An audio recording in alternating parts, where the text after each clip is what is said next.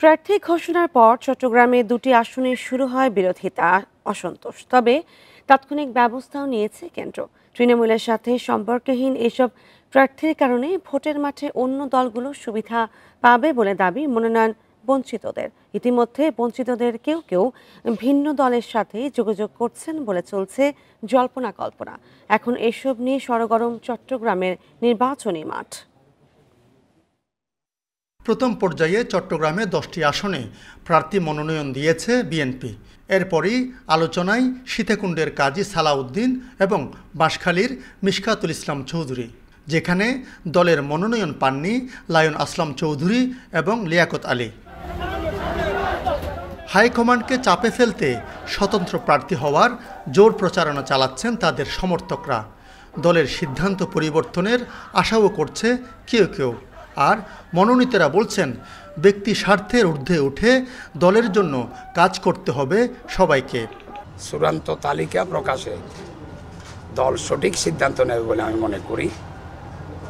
আর যদি দল সঠিক সিদ্ধান্ত নিতে ব্যর্থ হয়, দলের আমার প্রিয় সহকর্মীদের সাথে, বাঁশখালীর সাধারণের সাথে পরামর্শ করে একটা সিদ্ধান্ত নেওয়ার চেষ্টা করেছেন। অনেকে 15 বছর আন্দোলন সংগ্রাম করেছেন।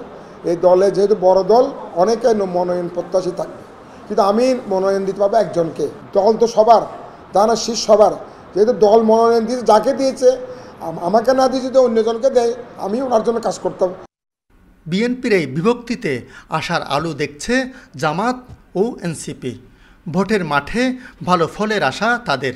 যারা নমিনেশন বিএনপি থেকে বঞ্চিত হয়েছেন, তাদের অনেকেই কিন্তু এখন এনসিপির সাথে যোগাযোগ করছেন। এটাও আমাদের জন্য একটা পজিটিভ। যারা জুলাইয়ের পক্ষের ছিল, ওই রকম কিছু নেতৃত্ব হয়তো আমরা এনসিপিতে হয়তো আমরা প্রার্থী হিসেবেও পেতে পারি। সংগঠন আগেভাগে প্রার্থী দেওয়ার কারণে আমাদের মাঠটা গুছানো আছে এবং আমরা মাঠের রাজনীতিতে আমরা একটা জনগণের পালস বোঝার সুযোগ পেয়েছি, যেটা আমাদের জন্য একটি বাড়তি পাওনা হিসেবে কাজ করবে বলে আমি মনে করি। প্রার্থী ঘোষণা না হওয়া 6টি আসনের 2টি শরিকদের সঙ্গে ভাগাভাগি করতে পারে বিএনপি। এছাড়া রাউজানে গিয়াস কাদের চৌধুরী ও গোলাম আকবর খন্দকারকে নিয়েও বিপদে আছে দলটি। আলমগীর সবুজ, ইন্ডিপেন্ডেন্ট নিউজ, চট্টগ্রাম।